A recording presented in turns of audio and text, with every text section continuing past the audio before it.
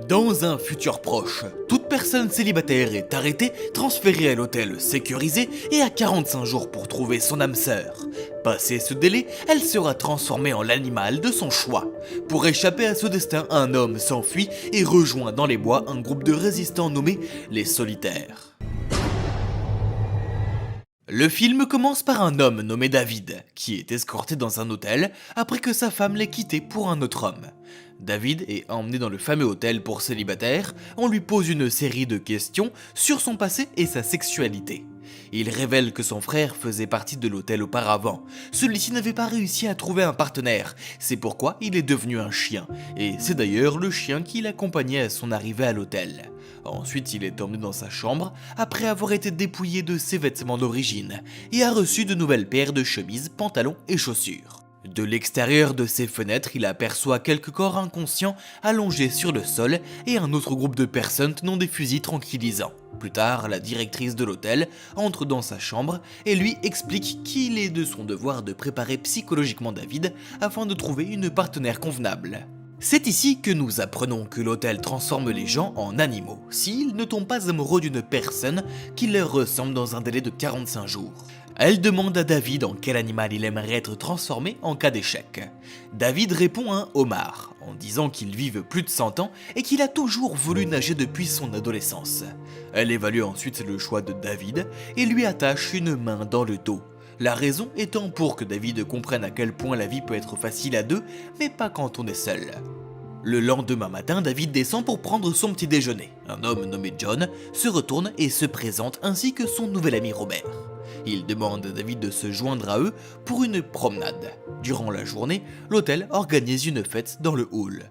David danse avec une des dames qui saigne souvent du nez, tandis que John et Robert dansent avec d'autres femmes. Juste après la danse, ils sont emmenés au fond des bois pour attaquer des solitaires qui ont réussi à se faufiler hors de l'hôtel. Pour chaque personne qu'ils chassent, un jour serait ajouté à leur séjour dans l'hôtel. Le 32e jour du séjour, la femme de chambre lui dit que l'hôtel a des règles et ceux qui sont pris en train de s'autosatisfaire devraient être punis. Robert a été reconnu coupable et puni en conséquence. Tous les jours, on les fait regarder de la propagande vantant les avantages du mariage. Un soir, les trois amis étaient ensemble. John explique comment l'hôtel transformait les gens en animaux selon l'animal choisi. Il lavait d'abord la peau avec de l'eau et du savon avant de l'arracher, puis il prenait tous les organes vitaux séparément et donnait le sang aux hôpitaux tout en se débarrassant du corps. Le soir même, avant de partir à la chasse, David rencontre dans le bus une dame qui aime les biscuits au beurre. Elle lui donne quelques biscuits et lui propose même d'avoir des rapports intimes avec lui. David la remercie puis l'ignore. Elle dit vouloir en finir avec sa vie si elle ne trouve pas de partenaire convenable. Un matin, les trois amis discutent quand Robert dit qu'il sera un perroquet s'il échoue. John, quant à lui, n'est pas d'accord avec Robert. Il veut même jusque l'insulter d'être pathétique pour vouloir abandonner, alors que lui au contraire a l'intention de trouver un partenaire bientôt, et verra peut-être Robert une ou deux fois après qu'il aurait été transformé. Cela met Robert en colère, il se lève et se bat contre John. Un peu plus tard, dans la piscine de l'hôtel, John se présente à la fille qui saignait constamment du nez, afin d'obtenir son affection. Il se cogne la tête contre le bord de la piscine pendant qu'elle ne regardait pas, et quand elle revient, elle a remarqué le sang qui coulait de son nez, pendant que David était assis là, à regarder. Pendant la soirée, John vient dans la chambre de David. Il lui explique qu'il préfère avoir des saignements de nez plutôt que d'être transformé en un animal qui serait mangé par d'autres espèces plus grandes. Quelques jours plus tard, John gagne l'amour de la fille qui saigne constamment du nez et sont transférés dans une chambre séparée. La chambre de couple où ils commenceront leur relation d'essai d'1 mois. Il reste une semaine à David, à ce matin-là, il était assis au bord de la piscine et parlait à une belle fille qui a passé son dernier jour seule. Le lendemain, quand il regarde par la fenêtre, il voit son ami John et la fille qui saignent du nez. Il voit aussi un beau poney aux beaux cheveux tenu par une femme de chambre. Il réalise que la fille d'hier avait été transformée en animal. Un jour après être revenu d'une partie de golf, il voit le corps de la femme qui aimait les biscuits sur le sol, et il demanda à l'une des dames qui était assise. Après avoir entendu qu'elle avait sauté de sa fenêtre, David n'affiche aucune pitié afin de gagner l'intérêt de la femme. Ensuite, il rejoint la dame sans cœur un matin dans un jacuzzi. Elle fait semblant de s'étouffer pour voir si David se précipiterait pour l'aider. En voyant que David ne fait rien de tout cela, elle décide qu'ils sont compatibles. échappant enfin au cauchemar de la transformation. David et la dame emménagent dans la suite de couple et pendant qu'ils font l'amour, la dame est complètement dénuée d'émotion, tandis que David essaye de paraître aussi inexpressif que possible. Un matin, après s'être réveillé, David apprend que la dame a tué son chien, qui était son frère, en le frappant constamment jusqu'à ce qu'il meure. La nouvelle est accablante pour lui, mais il essaye d'agir de la manière la moins émotive possible. Malheureusement, il se met à pleurer et prouve à la dame qu'elle avait raison. Elle accuse David d'avoir simulé des similitudes entre eux. Elle a l'intention de dénoncer David au directeur de l'hôtel qui le punirait en le transformant en l'animal que personne ne veut être. Elle le traîne par l'épaule, mais David se libère en la frappant et court dans la direction opposée.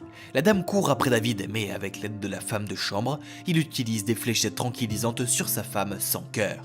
Il la met ensuite dans l'une des salles de transformation et la transforme en animal. Il quitte l'hôtel et court vers les bois, c'est là qu'il rencontre les solitaires. Le leader du groupe lui explique leurs règles, à savoir ne pas s'engager dans une relation intime ou de flirt avec un autre solitaire. David est heureux de faire partie de ce groupe et promet de respecter leurs règles.